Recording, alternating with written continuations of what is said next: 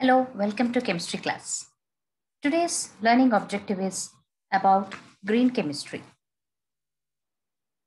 So, nowadays the pollution has increased and the chemical synthesis and whatever are going on, it should not be harmful for the human life or animal life. Chemistry brought a great revolution in medical field, agriculture, in the discovery of the plastics, dyes, several chemicals, and all these helped the humans in increasing the life expectancy. And others living standards also have increased. At the same time,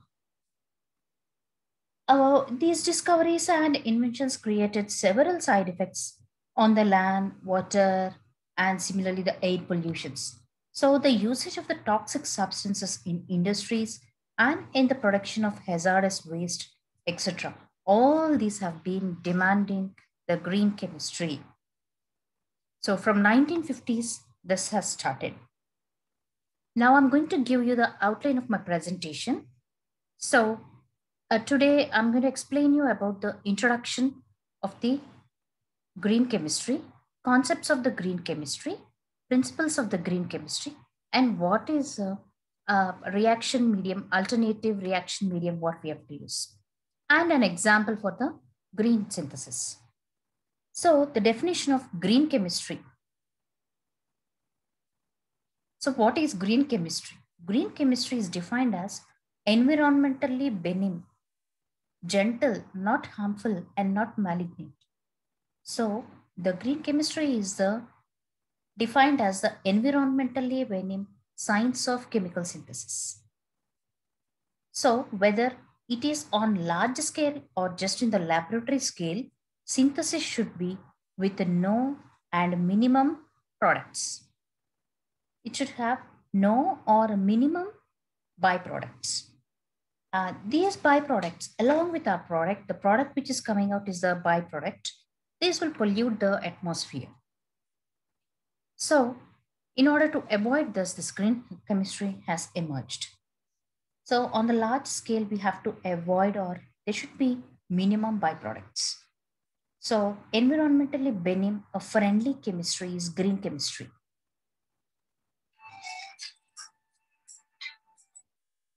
So, green chemistry is about discovering, developing, applying sustainable chemical reactions that create no waste and only benign wastes. So, green chemistry is about discovering, developing, applying sustainable chemical reactions and that create no waste.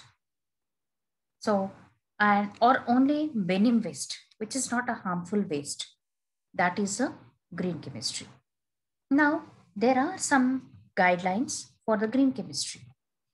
So, you have to reduce the main principles for our chemistry in the green chemistry is so the wastage should be less, energy consumption should be less, and the materials that are consuming should be less, cost should be less, plant material what you are using should be more, and the environmental impact should be very, very less, and volatile carbon compounds, whatever we are using, should be less, and risk and the hazardous compounds should also be avoided. So all these reducing even this these are the main intentions for the green chemistry. The cost, the waste, energy, materials, risk, hazardous,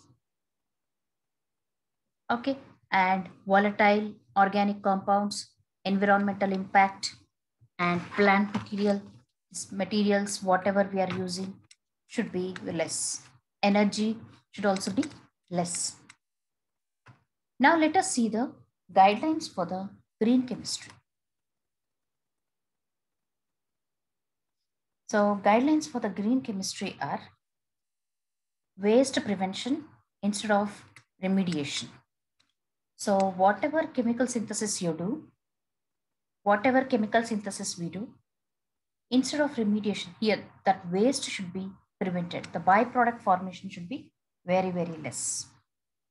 Atom efficiency. See here, in the waste, in the prevention or minimization of the waste or the byproducts, here in the synthesis of a chemical compound, it should give far less possible waste or no byproducts at all. This helps in decreasing the product cost. The production cost will be reduced. And the treatment and disposal of waste also adds to the overall production cost. So unreacted reactants become waste. So the waste or the byproducts may pollute the environment. In these 12 guidelines, the first guideline is waste prevention. Here, the first one is the waste prevention. In that waste prevention, what you have to do is, here in the waste prevention, once the synthesis of a chemical compound is done, it should give as far as less waste, it should give as far as a less waste, or it should give no byproduct at all. Along with the product, there shouldn't be any byproduct. So this helps in decrease of the production of the cost, and general treatment and disposal of waste also adds up the overall products cost, and sometimes the unreacted reactants become waste. So these wastes or the byproducts may pollute the environment. So in order to avoid all these, so the prevention or the minimization of the waste or byproducts is advisable. Now coming to the atom efficiency. The next one is the atom efficiency. So what is the atom efficiency? In the atom efficiency, every atom should be utilized here. In the atom efficiency, percentage yield of the product shall be maximum. So it is said that if in any synthesis, yield of the product is 90%, or above the synthesis process is good, the percent yield is equal to practical yield of the product by theoretical yield of the product into 100. So the percent of the atom utilization is equal to atom used up by the formula of the reactants used in the reaction into 100. So in order to get maximum percent of the atom economy, the synthesis, it involves simple rearrangement reactions, addition reactions, substitution reactions. So all such type of reactions gives good atom economy. Okay, even the elimination reactions, all these give the maximum atom economy.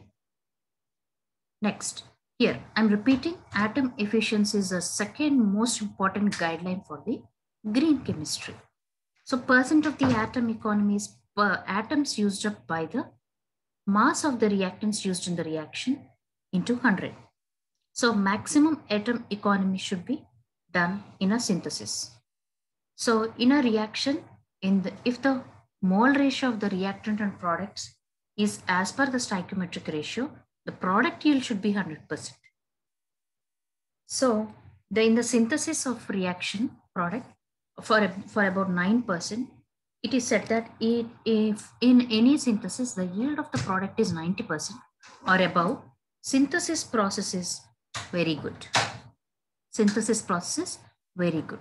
If there is 90% of the product or above 90%, then the synthesis is a good synthesis and there is 100% atom economy, 100% atom utilization. So in order to get 100% of the atom economy, we have to prefer some of reactions such as simple rearrangement reactions, addition reactions, substitution reactions, and along with the substitution, even the elimination reactions. So these all are 100% atom efficient reactions. Now let us go for the less hazardous or toxic materials.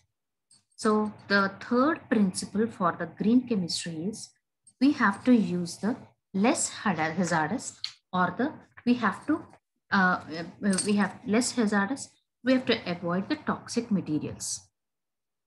So we have to prevent such type of synthesis. In this process, the basic idea for the green chemistry, you have to minimize the hazardous or avoid the toxic material. The process is the basic idea of green chemistry. Toxic or environmentally harmful effects of hazardous products are controlled by workers by wearing protective clothing or using masks or by using engineering control methods. All these processes are expensive. So a new scientist have to answer to overcome these defects essentially. Now, coming to the safer products by design. So, designing safer chemicals for the same use.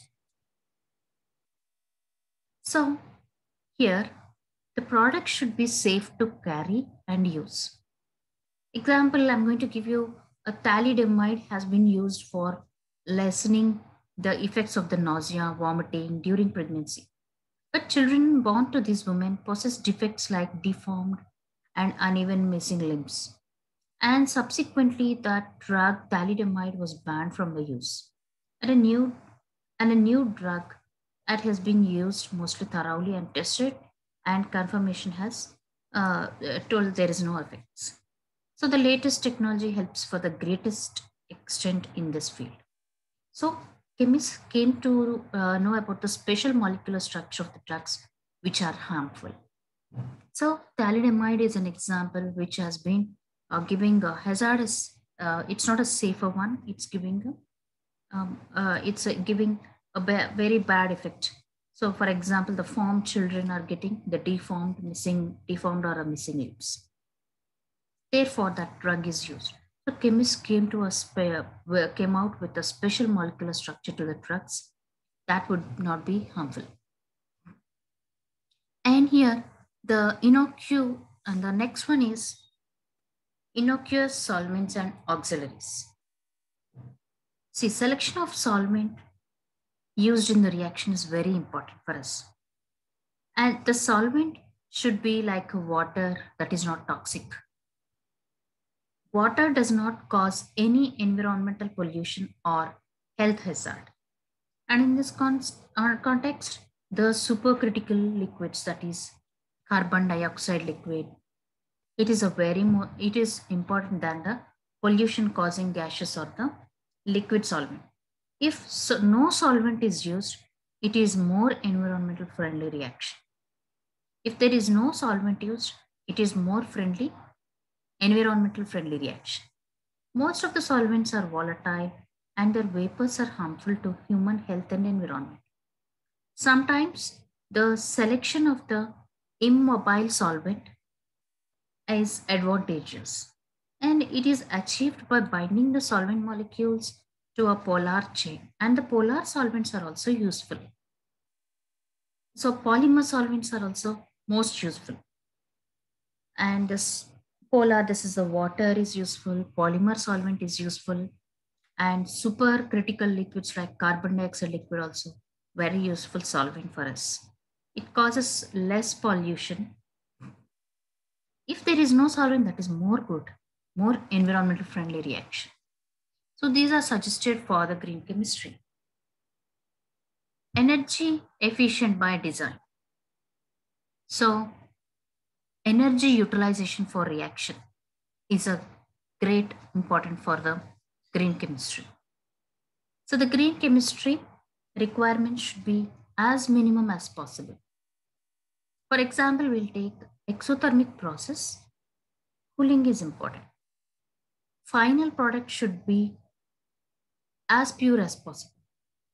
Otherwise, methods like distillation, recrystallization, etc., these are used for the purification of the product require more energy and it adds to the cost of production. And use of the catalyst, energy supplied through the photochemical, these are helpful for us. So in the energy efficient by design, the energy requirement should be minimum for a reaction according to this green synthesis. And for exothermic reactions, cooling is important. final product should be as pure as possible. And otherwise, the methods like distillation, recrystallization, etc., and these are used for the purification of the products required more energy, and it adds to the cost of production. And the use of catalyst energy supplied to the photochemical is more helpful for us. By using catalyst, we can get better yields and we can carry out the reaction for selectivity enhancement. The catalyst helps the product formation in a reaction, which without a catalyst may not give product at that conditions. Example, toluene gives rise to benzoic acid. So crown ether is used as the catalyst. So this takes place in presence of K-MnO4. So here it is 85% yielded. This is an advisable reaction. Okay, so acetylene on hydrolysis in presence of mercurous sulfate and sulfuric acid catalyst, estraldehyde is there. So if there is no mercuric sulfate and sulfuric acid, the reaction is not feasible. So here the energy utilization should be minimum. And we have to the next guiding principle for the green chemistry, it is preferably renewable raw material. We have to use raw material, renewable raw material. So whatever we are using, that should be renewable. So here the proper starting materials, all these. So the starting materials are the renewable sources like agriculture, biological here, preferably raw materials comes here, selection of proper starting materials.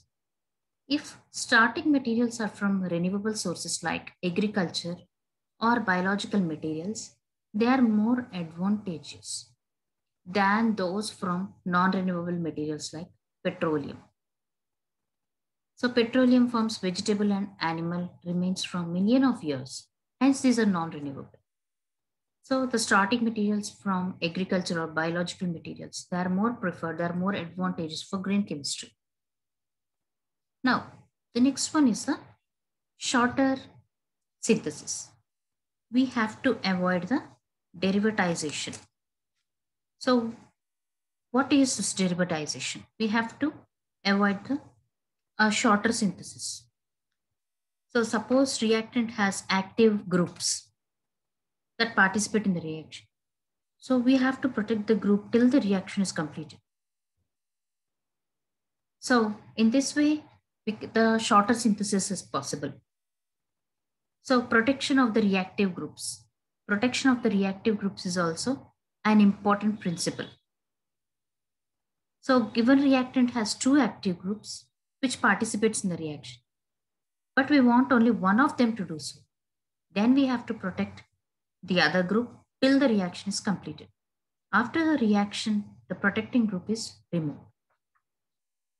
Okay, so this is the way we have to do the shorter synthesis by avoiding the derivatization. Catalytic rather than stoichiometric reagents. As use of catalyst is more advisable. Catalytic rather than stoichiometric reagents. So if catalyst is used in the reaction, it offers several advantages. Catalyst is recovered from the reaction. There is a possibility for the better yields. Reaction takes place at higher rate. And it is understood that particular reaction takes place in presence of specific catalyst. So selectivity of catalyst in green synthesis helps.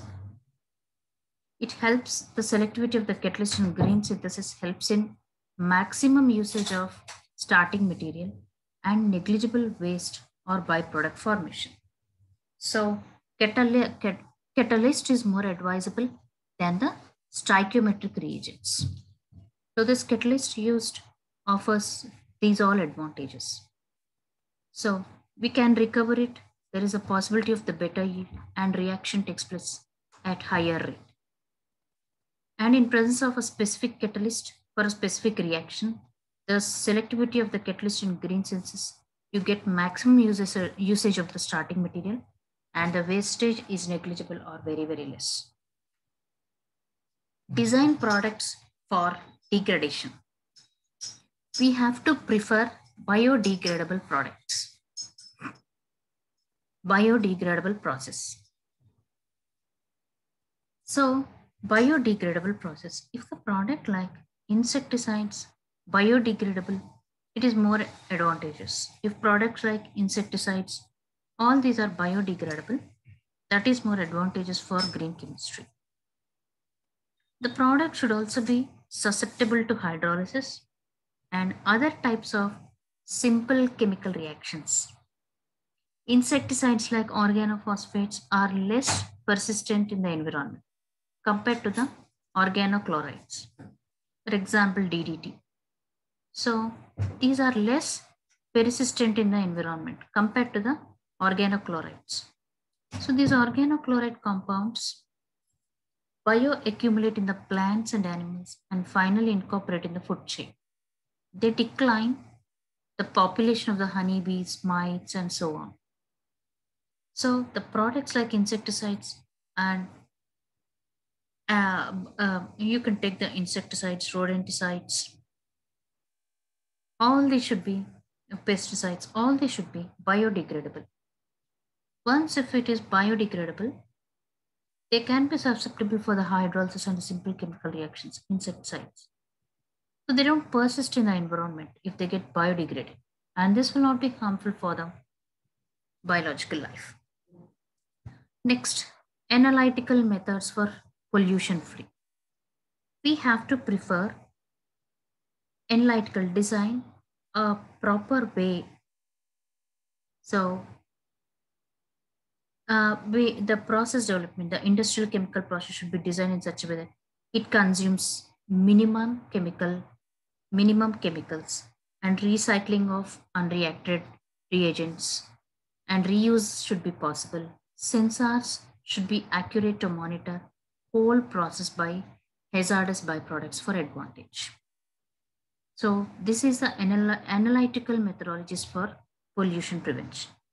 So industrial chemical process should be designed in such a way, the methodology should be in such a way that it consumes minimum chemicals.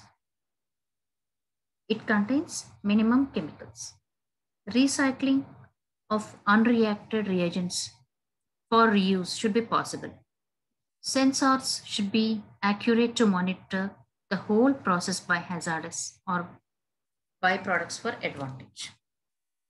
Okay, now coming to the inherently safer process. The last one, inherent. So the how it should be is the toxicity, explosions, fire, all these must be prevented by designing the plant structure carefully. So inherently it should be a safer process. For example, there can be a leakage of, previously I've seen hydrogen sulfide. So like that, if there is any leakage of any of the chemicals, the toxicity, explosions may occur, fire may occur. All this should be prevented by designing the plant structure carefully.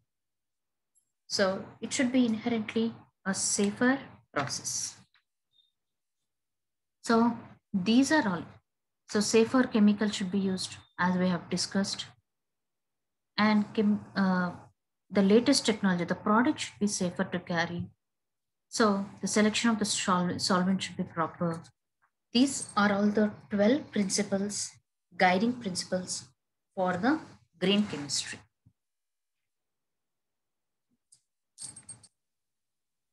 Now, what are the problems with the VOCs? What are the problems with the VOCs? Once if you see VOCs,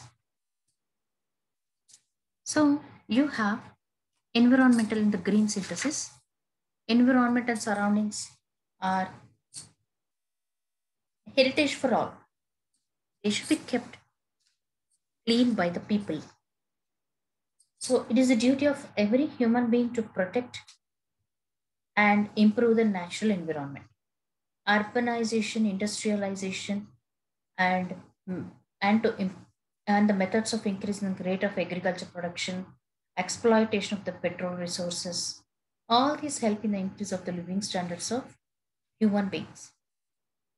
They added many chemicals to the environment. Some of these chemicals they may be hazardous, pollutants starting harmful for the living kingdom on the earth.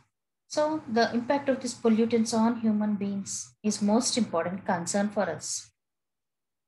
So the problems that are arising are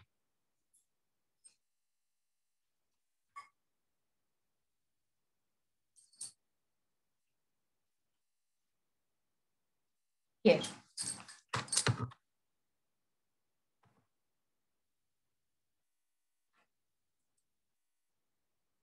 So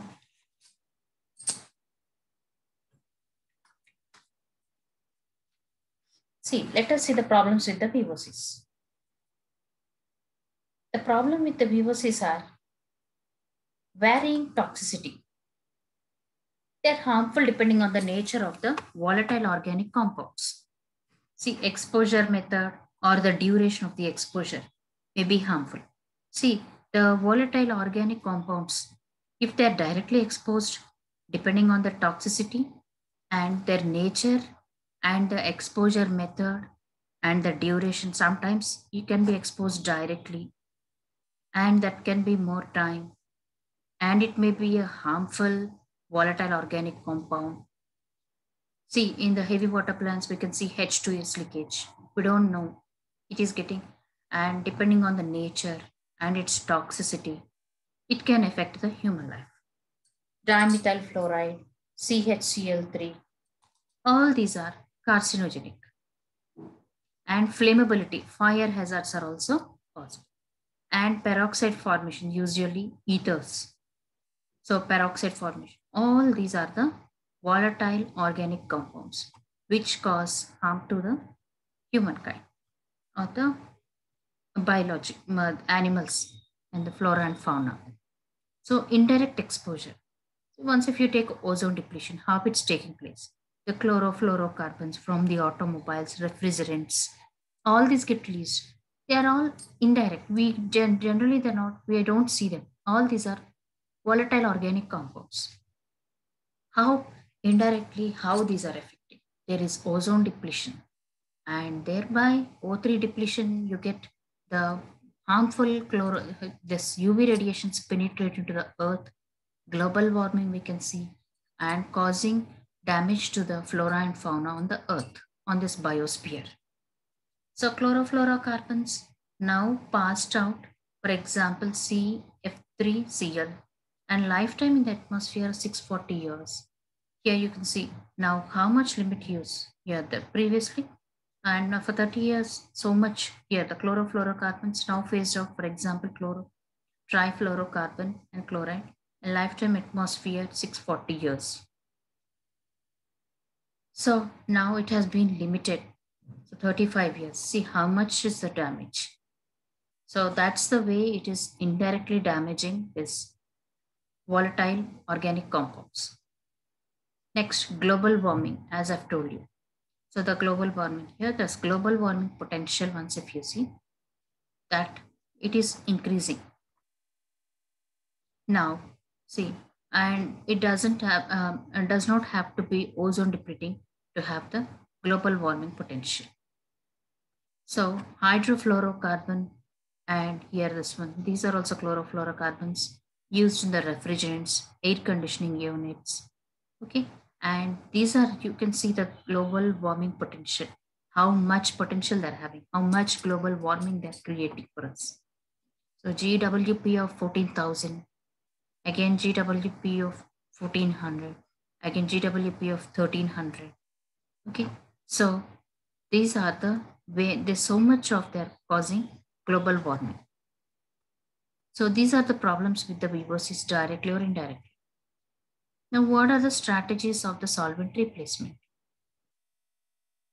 So solvents, how we have to use in organic reactions. Maximum, the solvent should be very less. As previously discussed, we have discussed about the solvents. So the product should carry out safe and it should be safe. So as far as possible, solvent should be like water that is not toxic. Water, it does not cause any pollution or health hazard. Supercritical liquid, that is carbon dioxide liquid, is important than pollution. It causes gaseous of the liquid solvent. If no solvent is used, it is more environmental friendly reaction. Most of the solvents are volatile and their vapors are harmful to human health and even environment. So the selection of immobile solvent is advantageous. And this can be achieved by binding the solvent molecules to a polymer chain. Polymer solvents are also good for us.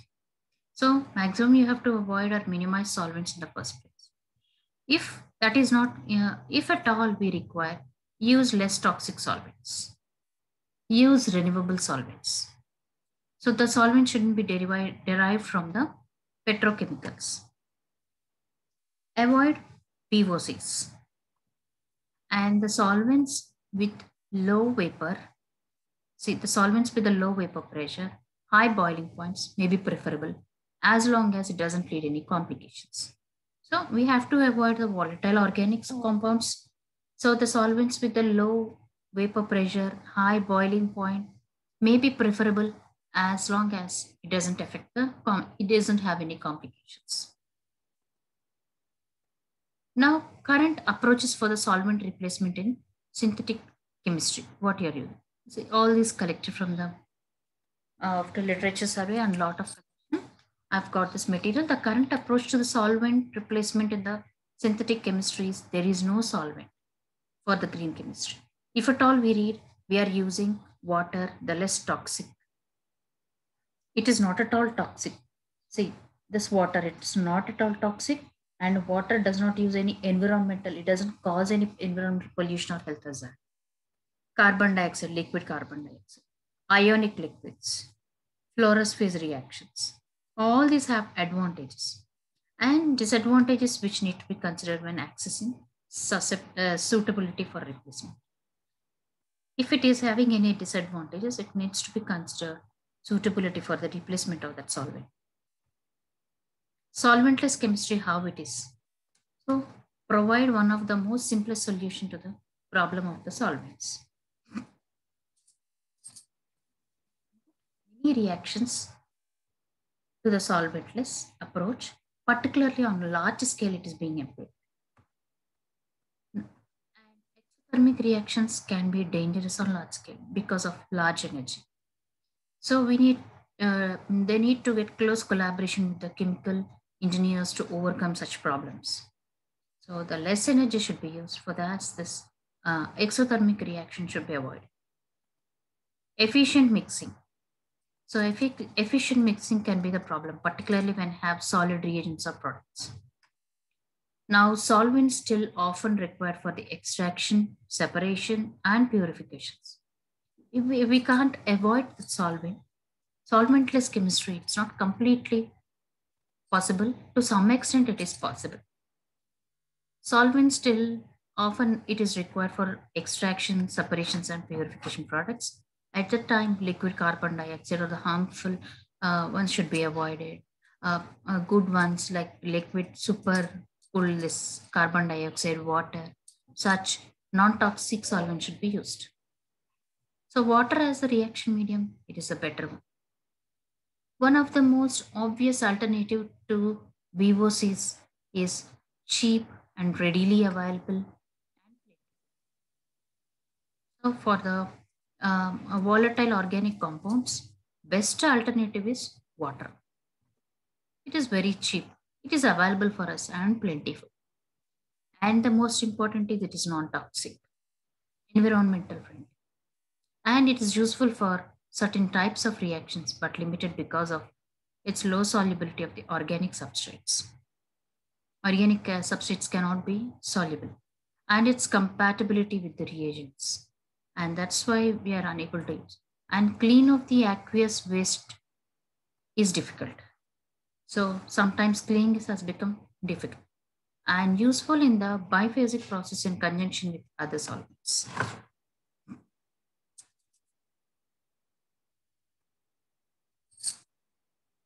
Now, supercritical carbon dioxide.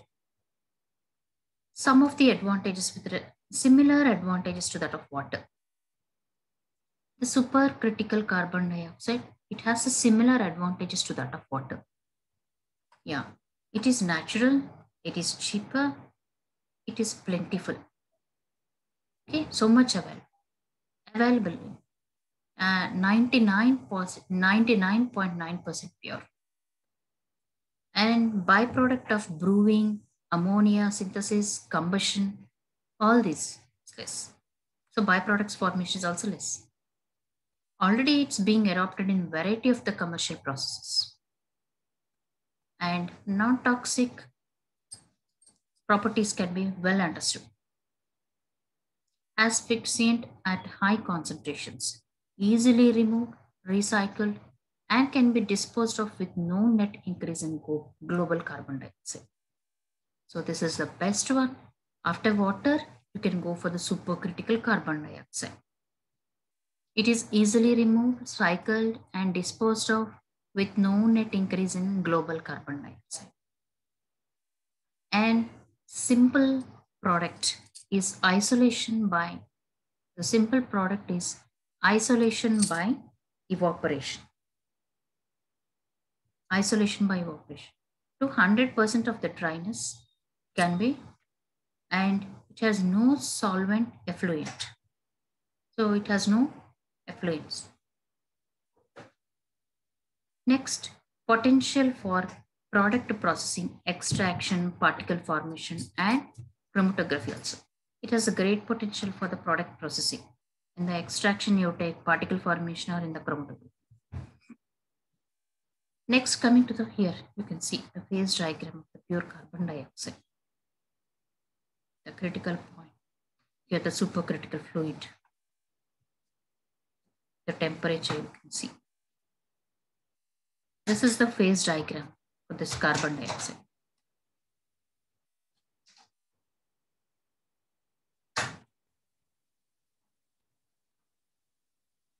Current industrial applications of CO2 technology. Applications for the carbon dioxide.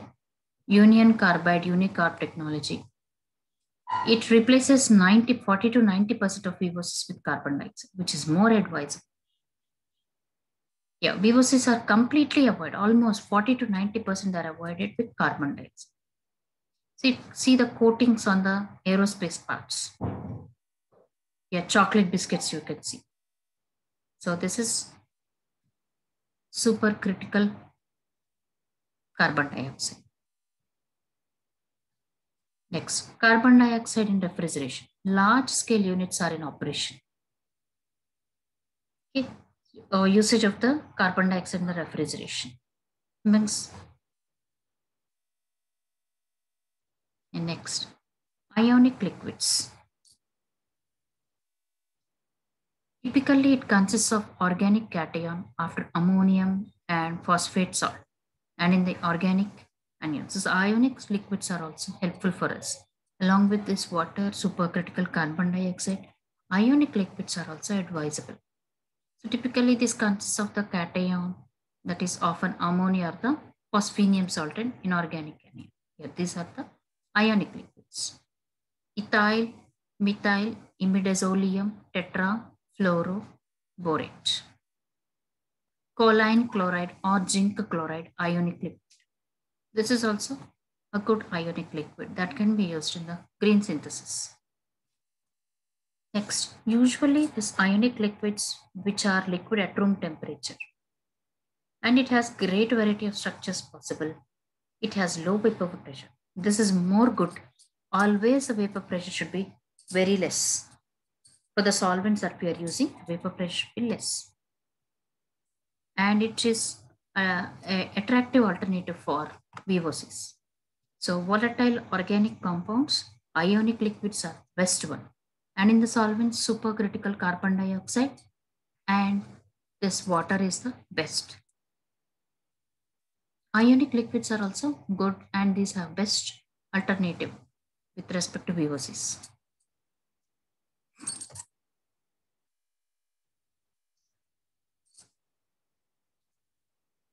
Now, ionic solvents, here we see the continuation for the ionic solvents. Ionic solvents, they're good solvents for a wide range of organic, inorganic, and polymeric carbon compounds. This anion and cation can be fine-tuned to give wide range of solvent properties. It has the hydrophilic and hydrophobic properties. And it has a wide range of reactions in this ionic liquids. It's a best medium for many of the reactions. Can be used in conjunction and particularly alternative solvents. And it can be claimed to be, it has been the recyclable ionic liquid is recyclable. Although there are many regulatory problems, but it is a recyclable. Effectively, properties it has similar to that of other high boiling point and polar solvents. Here, these are the ionic solvents.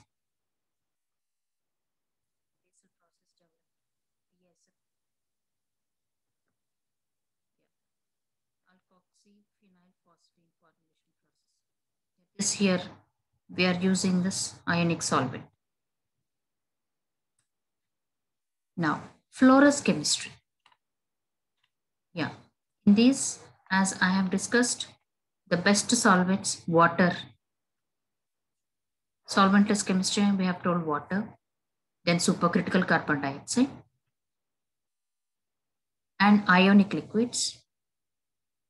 Now, coming to the next one is fluorous chemistry.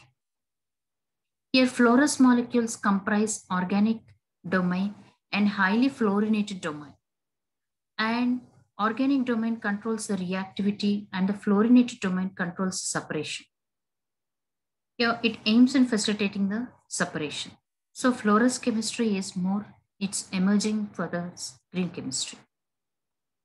We are using this fluorous compound. See, this fluorous chemistry where it is being introduced is liquid-liquid extraction, heavy fluorous technique. Here the compounds bearing high fluorous tags are miscible in the organic solvents. Heavy fluorous compounds are soluble in the perfluorinated solvents and form distinct liquid phase.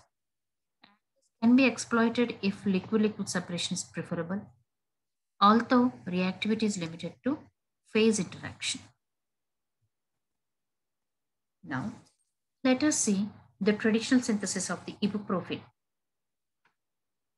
Here, once if you see this isobutyl benzene on reaction with AlCl3 and this acetic anhydride, here the step 1 process, the intermediate is formed. There is no byproduct formed. Atom economy is low. And then step 2, sodium methoxide, it has reacted in presence of sodium methoxide. And then here, this water, this is step 3. And on reaction with the hydroxylamine, that is step 4. And step 5. After that, step 6. Finally, you are getting ibuprofen.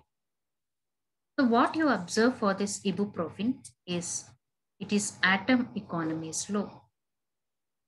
Ibuprofen, paracetamol, till today we are using. It is a green synthetic pathway. Atom economy is low, waste is too much, large number of steps are involved in the synthesis. So green synthesis of ibuprofen, once if you take so many steps previously, here totally you're having 6 steps. Atom economy becomes less, waste is very high, many steps are involved and they're involved in the synthesis. Large number of steps are involved. See here 6 steps. Now we'll see the next synthesis, recent days. This is the traditional synthesis of ibuprofen.